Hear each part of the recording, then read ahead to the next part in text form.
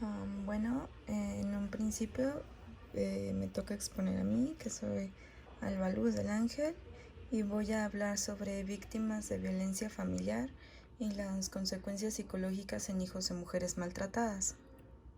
Um, bueno, la violencia familiar, según el artículo, hace referencia a cualquier forma de abuso, ya sea físico, psicológico o sexual, que tiene lugar en la relación de los miembros de una familia.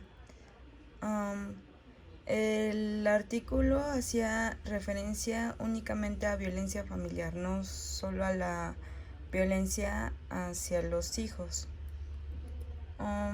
Y bueno, el fenómeno de la violencia familiar, como se ha convertido en un asunto de interés institucional y social, ya que se ha reiterado varias veces, y las consecuencias que generan a nivel psicológico son muy graves en cuanto a que muchos de estos niños crecen de forma muy agresiva, como lo iremos viendo más adelante.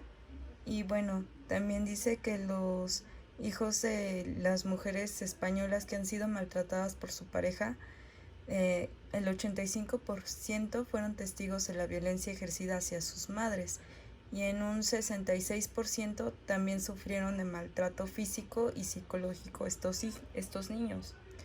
Um, este artículo es relevante mencionar que fue hecho en España, y por eso habla de cifras españolas. Y bueno, también decía que muchos de los estudios que se han llevado a cabo respecto a la violencia familiar se centran primero que en el agresor y en la que es el papá, y en la víctima principal, que es la mamá. Lo manejo como víctima principal porque finalmente los hijos también son víctimas de este abuso que genera el agresor. Sin embargo, muchos artículos lo habían dejado esto de lado, no como si la parte de los hijos no importara, sino más bien como de que se centraban principalmente en el agresor y en la víctima principal, no tanto en los hijos. Es muy reciente esto de que se centren en los hijos, a lo que dice el artículo. Y bueno, los estudios hasta ahora realizados muestran la necesidad de una intervención específica sobre las repercusiones que conlleva para los niños la exposición a la violencia, que es justamente de lo que estaba hablando, que um, los artículos se centran tanto en, sobre todo en la mujer, en la madre maltratada, y dejan de un lado las consecuencias psicológicas y sociales que tienen estos niños. Y bueno, um, el artículo mencionaba que la familia ha quedado como una parte aparte de la sociedad, que si bien conforma la sociedad y es uno de los núcleos sociales, eh, no se meten, por así decirlo, no se metían en tanto a la familia, y se le daba el poderío al hombre. Históricamente se le da el poder al hombre como cabeza de familia, como el que tiene que mantener, como el que tiene la fuerza, etcétera. Y a los miembros, a los demás miembros de la familia se les delegaba a ciertas actividades. Por ejemplo, la madre a ser ama de casa, a mantener por lo tanto la casa limpia, a cuidar a los niños, etcétera, etcétera. Y entonces esto le daba un rol de superioridad al hombre sobre de la mujer y sobre de los hijos. Y bueno, el hombre podía ejercer un derecho, así lo manejaba el artículo, para mantener el control sobre de ellos de la forma que creyera conveniente, y esto incluía pues violencia, porque finalmente el hombre era el que estaba a cargo y responsable de la familia, y él podría ejercer la violencia que él quisiera o considerara pertinente para castigar el mal comportamiento de los hijos o de la esposa. Y bueno, actualmente la familia es uno de los grupos sociales de los cuales se ejerce mayor comportamiento violento. Por lo mismo de la historia que que vengo mencionando, el hombre al ejercer o históricamente puede ejercer violencia sobre la mujer ha quedado como en la raíz social de de nuestra cultura. Entonces, hablaba el artículo de que debido a esto se ejercía mucha violencia en la familia y por lo tanto muchas veces el comportamiento violento se crea en la familia exactamente por lo mismo, debido a los modelos. Entonces, el artículo hablaba que en Estados Unidos era más probable que una persona fuera golpeada o asesinada en su propio hogar por miembros de su propia familia que en ningún otro sitio. Esto lo hablamos exclusivamente en Estados Unidos en el año 2000 porque sabemos que en México vivimos unas circunstancias diferentes. Sin embargo, pudiera parecer que la raíz es la misma. También decía que la familia puede tener una serie de características que la hacen potencialmente conflictivas. Entre ellas son la alta intensidad de la relación determinada por la gran cantidad de tiempo compartido entre sus miembros, el alto grado de confianza entre ellos, el derecho a influir sobre los demás y el elevado conocimiento mutuo que se deriva de la convivencia diaria. Y bueno, muchas veces se plantea esta situación de la familia es primero, la familia es lo que te va a quedar siempre, la familia es lo más importante y esencial para el ser humano, o al menos así lo manejamos en la mayoría de los países latinoamericanos. Entonces eso le da un alto poder a esa relación, así como lo menciona en el artículo, es de alta intensidad. Me parece que no es de la misma intensidad la relación aquí en México que en España. Sin embargo, no está fuera de contexto, por así decirlo, al grado que pudiéramos decir que en México se le da aún más importancia que en los países europeos a la familia. Y eso pudiera derivar en una agresión en tanto a que la familia tiene poder sobre de nosotros y puede influir dentro de nuestras relaciones.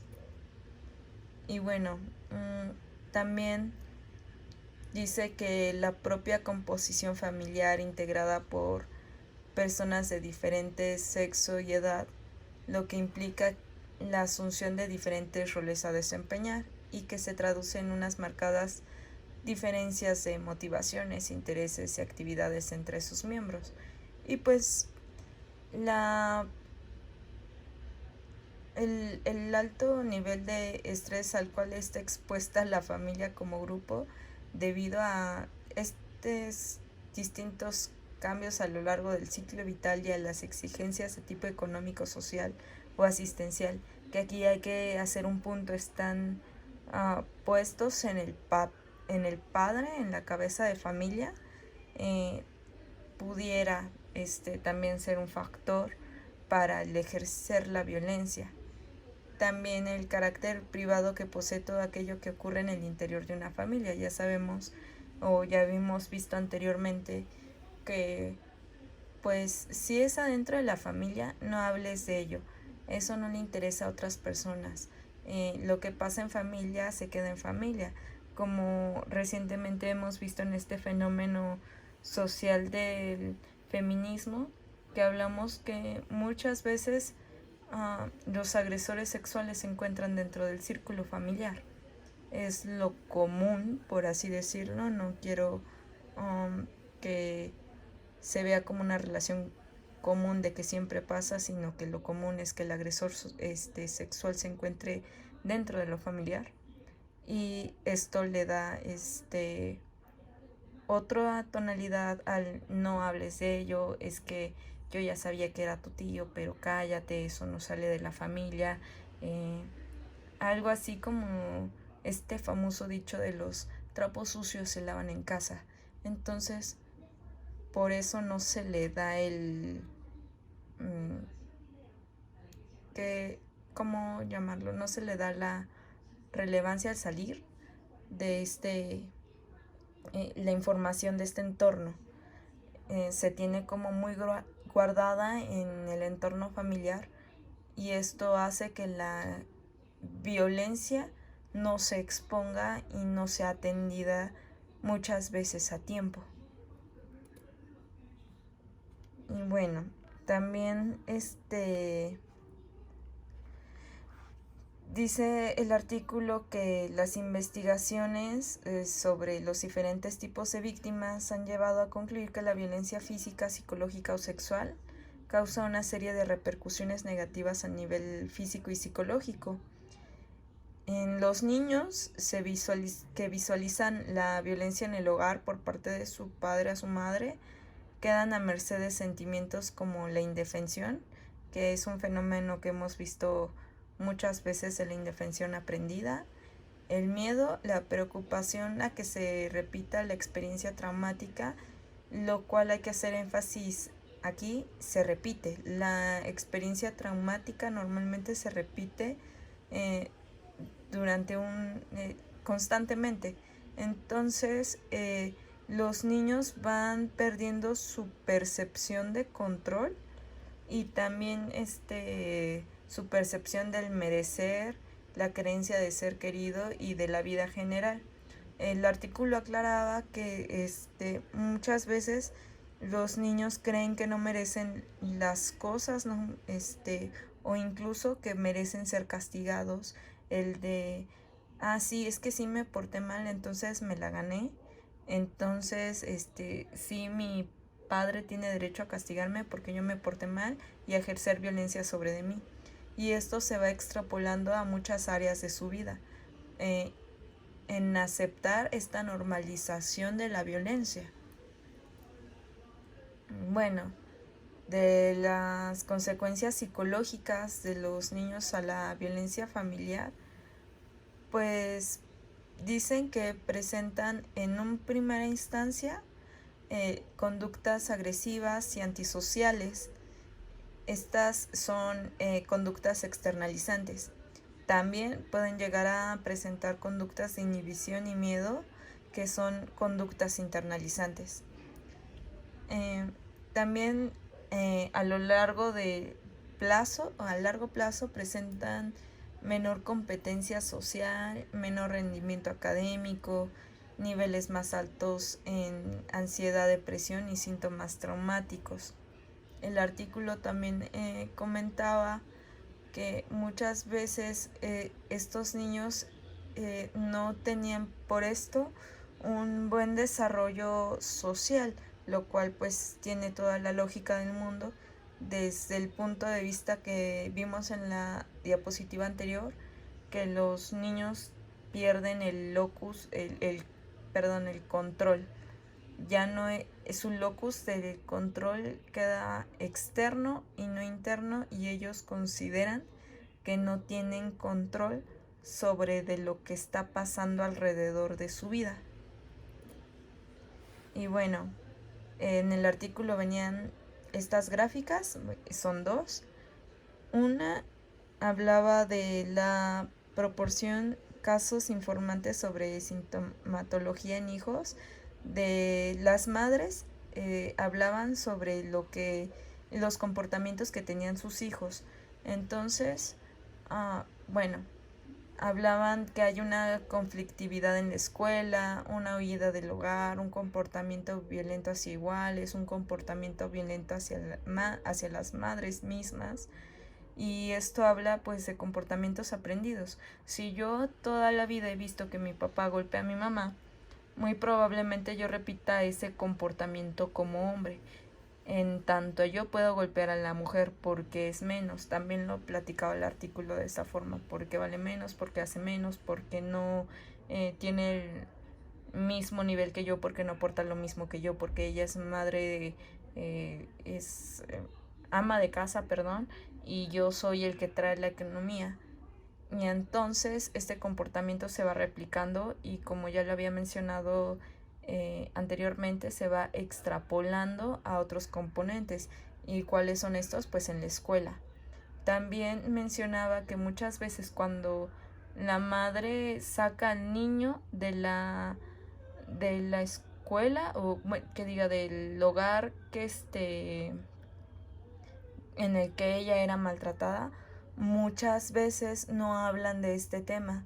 Entonces esto a la larga implica que haya esta normalización. Entonces ya al final del artículo vamos a hablar sobre técnicas, o bueno, qué es en lo que como psicólogos debiéramos de enfocarnos a la hora de tratar niños, primero a nivel grupal y luego a nivel individual en todos los casos de intervención. Bueno, eh, esta es la proporción de casos informantes sobre comportamiento problemático en hijos, que también hicieron las mismas autoras, y principalmente es el bajo rendimiento escolar, el miedo hacia el maltratador, porque el maltratador siempre genera un miedo sobre de la víctima, y pues bueno, si genera un miedo sobre la víctima mamá, pues cómo no va a generar miedo sobre la víctima niño, que hablamos ahorita, está en una posición de indefensión, en una posición vulnerable. También síntomas de ansiedad y síntomas de tristeza y aislamiento. Y bueno, habla también de la familia como modelo de aprendizaje. Y bueno, en efectos a largo plazo, muchas veces de estos niños que crecen en familias violentas, no es la norma, pero muchas veces replican este comportamiento con su pareja en la edad adulta. Y también, bueno, por lo mismo de que no tienen habilidades sociales suficientes, porque perdieron el control y no se acercan tanto a sus formas de relación son muy violentas por lo mismo. Tienen un déficit en el procesamiento de la información social, también déficit en el funcionamiento interpersonal y pues lógicamente también social. Estos niños, debido a los modelos que han tenido, pues no han aprendido a comportarse, si lo pudiéramos poner así, a nivel social, no tienen habilidades sociales. No digo que todos, sino la gran mayoría. La norma suele marcarnos que la mayoría de los niños crecen así. Sin embargo, también durante mi optativa de violencia en las escuelas, hay casos extraordinarios en los que esto no sucede, y esto también hay que pues remarcarlo. Bueno, respecto a esta diapositiva venía esta tablita en el artículo, y bueno, hay una diferencia entre el género y la historia de violencia intrafamiliar.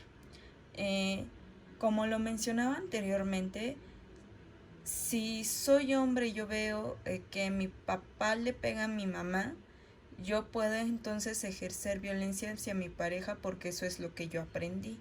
Sin embargo, si yo soy mujer y veo que mi papá ejerce violencia hacia mi mamá, yo puedo aprender este modelo como de que eso está bien, esa es la normativa. Y bueno, cuando estas dos se conjuntan, tanto la diferencia de género como la historia intrafamiliar, puede terminar en que este pensamiento de que el hombre es el que manda en la familia y todos los demás deben de obedecerle, que las mujeres son inferiores al hombre y no tienen los mismos derechos, entonces por lo tanto yo puedo maltratarla.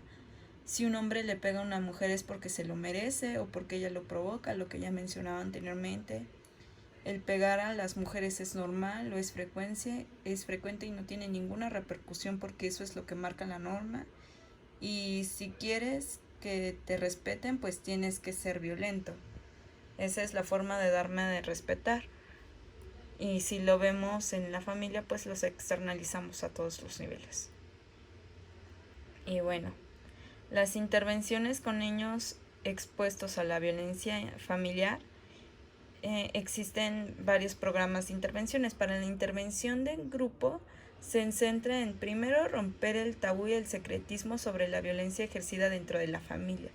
Y es que, como mencionaba anteriormente, muchas veces de esto de no hables afuera de la familia porque los trapos sucios se lavan en casa, debe de romperse. No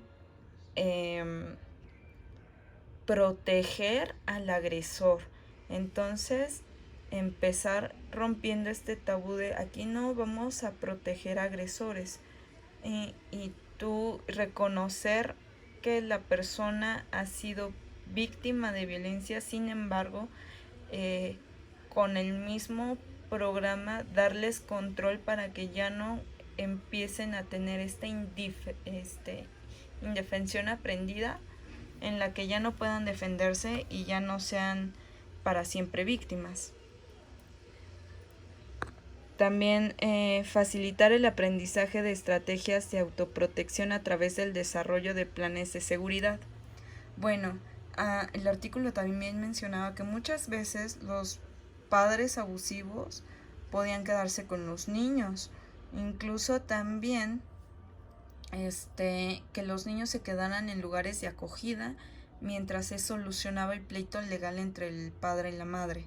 Entonces, temporalmente, pues también darle estrategias para que se protejan durante esta situación vulnerable en la que viven y no queden como víctimas.